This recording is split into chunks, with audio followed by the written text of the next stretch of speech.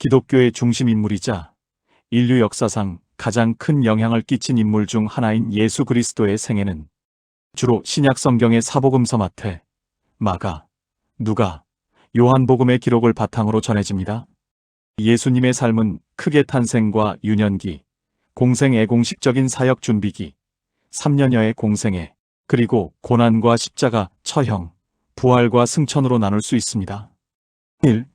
탄생과 유년 시절 프레퍼레이션 언드 히던 이지. 기적적인 탄생 성탄. 성경에 따르면 예수는 기원전 4년경 역사학자들의 추정, 로마 제국의 지배를 받던 유대 땅 베들레헴에서 태어났습니다. 어머니 마리아는 목수 요셉과 약혼한 상태였으나 성령으로 잉태하여 동정녀의 몸으로 예수를 낳았다고 기록되어 있습니다. 호적을 등록하라는 로마 황제 아우구스투스의 명령 때문에 베들레헴으로 갔으나 여관에 방이 없어 마구간에서 태어났고 구유짐승의 먹이통에 뉘어졌습니다. 이때 동방의 박사들과 들에서 양을 치던 목자들이 별의 인도를 받아 아기 예수에게 경배하며 황금, 유향, 몰약을 바쳤습니다. 애굽 이집트로의 피신과 나사렛 정착.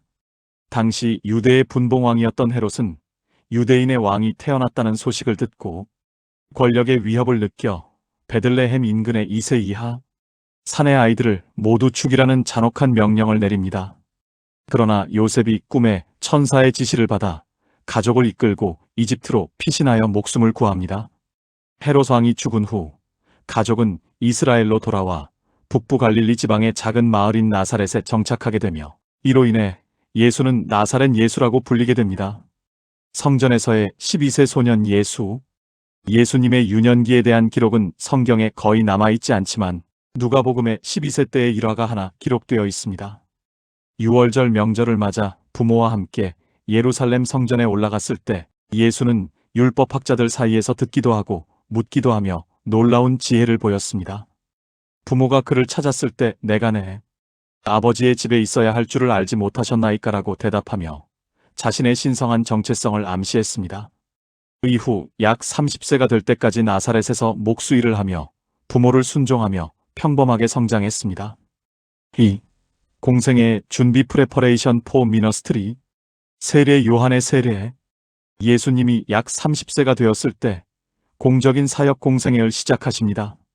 사역의 첫걸음은 요단강에서 회개의 세례를 베풀던 세례 요한에게 찾아가 세례를 받는 것이었습니다. 죄가 없으심에도 세례를 받은 것은 하나님의 의를 이루고 인간들과 자신을 동일시하기 위함이었습니다. 세례를 받고 물에서 올라오실 때 하늘이 열리고 하나님의 성령이 비둘기같이 내려오며 이는 내 사랑하는 아들이요 내 기뻐하는 자라는 하늘의 음성이 들렸다고 기록되어 있습니다. 광야의 40일 금식과 사탄의 시험. 세례 직후 예수는 성령에 이끌려 유대 광야로 나가 40일 동안 밤낮으로 금식하십니다. 줄이신 상태에서 사탄에게 3가지 유혹을 받습니다. 돌을 떡으로 만들라. 물질적 유혹. 사람이 떡으로만 살 것이 아니요 하나님의 입으로부터 나오는 모든 말씀으로 살 것이라고 물리치십니다. 성전 꼭대기에서 뛰어내리라. 명예와 기적의 유혹주 너의 하나님을 시험하지 말라고 대답하십니다. 내게 절하면 천하 만국을 주겠다. 권력의 유혹주 너의 하나님께 경배하고 다만 그를 섬기라고 말씀하시며 사탄을 물리치십니다. 3. 갈릴리를 중심으로 한 3년의 공생의 퍼블릭 미너스트리. 예수님의 공생애는 주로 3년 정도로 추정되며 그 핵심은 하나님 나라 천국의 전파, 가르침, 그리고 치유였습니다. 제자들을 부르심. 예수님은 갈릴리 호숫가에서 어부였던 베드로, 안드레, 야고보, 요한을 부르시며 내가 너희를 사람을 낚는 어부가 되게 하리라고 하셨습니다. 세리였던 마태를 비롯해 다양한 배경을 가진 12명을 사도제자로 택하여 자신의 사역을 훈련시키고 함께 하셨습니다. 주요 가르침 산상수훈과 비유. 산상수훈 마태복음 57장 갈릴리의 한 산에서 제자들과 무리에게 가르치신 기독교 윤리의 정수입니다.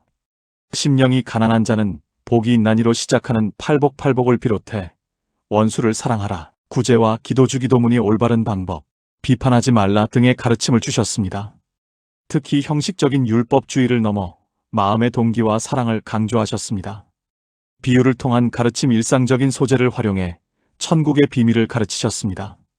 씨 뿌리는 사람의 비유, 선한 사마리아인의 비유 참된 이웃의 의미, 돌아온 탕자의 비유 하나님의 끝없는 용서와 사랑 등은 오늘날까지도 널리 알려져 있습니다. 기적과 치유 사역.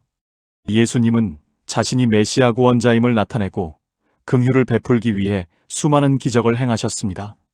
자연 통제 가나의 혼인 잔치에서 물을 포도주로 바꾸신 첫 기적, 보리떡 5개와 물고기 2마리로 5,000명을 먹이신 기적오병이여, 풍랑을 잔잔하게 하시고 물 위를 걸으신 일, 병자 치유와 축사나병 환자, 맹인, 중풍병자 등을 고치시고 귀신 들린 자들에게서 악령을 쫓아내셨습니다. 죽은 자를 살리신 회당장 야이로의 딸 나인성 과부의 아들, 그리고 죽은 지 나흘이나 된 친구 나사로를 무덤에서 살려내셨습니다. 종교 지도자들과의 갈등. 예수님이 안식일에 병을 고치고 세리나 창녀 등 당대 소외되고 죄인 취급받던 자들과 식사하며 어울리자 율법을 엄격히 따르던 바리새인과 사두개인 등 종교 지도자들과 큰 갈등이 생겼습니다. 예수님은 그들의 위선과 형식주의를 매섭게 비판하셨고, 종교 지도자들은 예수를 신성 모독자신을 하나님의 아들이라 칭함으로 몰아죽일 음모를 꾸미기 시작합니다. 4. 예루살렘 입성과 고난주간 더 패션 위크. 공생애의 마지막 해 6월절을 앞두고 예수님은 십자가의 고난을 예고하시며 예루살렘으로 향하십니다. 종려주일과 성전 정화. 예수님이 나귀 새끼를 타고 예루살렘에 입성하실 때 군중들은 종려나무 가지를 흔들며 호산나 다윗의 자손이여라고 환호하며 왕으로 맞이했습니다. 입성 후 예수님은 성전에 들어가 장사하는 자들의 상을 엎으시며 내 집은 만민이 기도하는 집이라 칭함을 받으리라고 하였거늘 너희는 강도의 소굴을 만들었도다라며 성전을 정화하셨습니다. 최후의 만찬 성모교일. 6월절 전날 밤 제자들과 마지막 저녁 식사를 하십니다. 이때 예수님은 제자들의 발을 직접 씻겨주시며 섬김의 본을 보이셨고 세 족씩 떡과 포도주를 나누어 주시며 이것은 너희를 위해 내어주는 내 몸이요 내 피다라고 말씀하시며 성만찬 유커러스트를 제정하셨습니다. 또한 가룟 유다의 배신과 베드로가 자신을 3번 부인할 것을 예언하셨습니다. 겟세마네 동산의 기도와 체포. 만찬 후 겟세마네 동산에 올라가 내 아버지여 만일 할 만하시거든 이 잔십자가의 죽음을 내게서 지나가게 하옵소서. 그러나 나의 원대로 마시옵고 아버지의 원대로 하옵소서라며 땀이 핏방울이 되도록 간절히 기도하셨습니다. 기도를 마치신 후 은 30세겔에 예수를 판 가룟 유다가 이끌고 온 로마 군병들과 성전 경비대에게 체포되십니다. 5. 재판과 십자가 처형 트라이얼즈 언드 크루시픽션. 불법 재판. 밤새 유대 종교 재판 기관인 산헤드린 공회로 끌려가 대제사장 가야바 앞에서 신성 모독죄로 사형 결의를 받습니다. 그러나 유대인들에게는 사형 집행권이 없었기에 로마 총독 본디오 빌라도 판티스 파일럿에게 끌고 가 반역죄자칭 유대인의 왕로 고발합니다. 빌라도는 예수에게서 죄를 찾지 못해 놓아주려 했으나 밀란이 일어날 것을 두려워하여 무리의 요구대로 십자가 처형을 언도합니다. 십자가의 길비아 돌로로사과 처형 성금요일. 예수님은 모진 채찍질을 당하고 머리에 가시 면류관을 쓰신 채 조롱을 받으며 무거운 십자가를 지고 골고다 해골 언덕으로 향하셨습니다. 오전 9시경 양옆에 2 강도와 함께 십자가에 못 박히셨습니다. 십자가 위에서 아버지 저들을 사하여 주옵소서 다 이루었다 등의 7마디 말씀 가상 7원을 남기시고 오후 3시경 숨을 거두십니다. 이때 성전의 휘장이 위에서 아래로 찢어지는 등 초자연적인 현상이 일어났다고 기록되어 있습니다. 숨을 거두신 후 아리마대 요셉이 빌라도의 허락을 받아 예수님의 시신을 새 무덤에 안치했습니다. 6. 부활과 승천 레저렉션 언드 어센션. 빈 무덤과 부활절. 안식일이 지난 다음 날 일요일 새벽 막달라 마리아를 비롯한 여인들이 향품을 바르기 위해 무덤을 찾았으나 무덤을 막았던 큰 돌이 굴려져 있고 무덤은 비어 있었습니다. 천사들이 나타나 예수의 부활을 알렸고 부활하신 예수님은 슬퍼하던 마리아에게 처음 나타나셨습니다. 이후 엠마오로 가는 2 제자 의심하던 도마를 비롯한 11제자, 그리고 500명이 넘는 형제들에게 모습을 보이셨습니다. 죽음을 이기고 3일 만에 부활하신 이 사건은 기독교 신앙의 가장 핵심적인 토대가 됩니다. 지상명령과 승천. 부활 후 40일 동안 제자들과 함께 하시며 하나님 나라의 일을 가르치셨습니다. 승천하시기 전 제자들에게 감람산에서 마지막 명령 지상명령, 그레이트 커미션을 내리십니다. 그러므로 너희는 가서 모든 민족을 제자로 삼아 아버지와 아들과 성령의 이름으로 세례를 베풀고 내가 너희에게 분부한 모든 것을 가르쳐 지키게 하라. 마태복음 2819-20. 이 말씀을 남기시고 제자들이 보는 앞에서 구름에 쌓여 하늘로 승천하셨으며 천사들은 그가 하늘로 가심을 본 그대로 다시 오실 것재림을 약속했습니다. 이후 예수님의 약속대로 오순절에 성령이 강림하면서 초대교회가 시작되었고 제자들은 목숨을 걸고 예수의 십자가와 부활의 복음을 전 세계로 전파하게 되었습니다.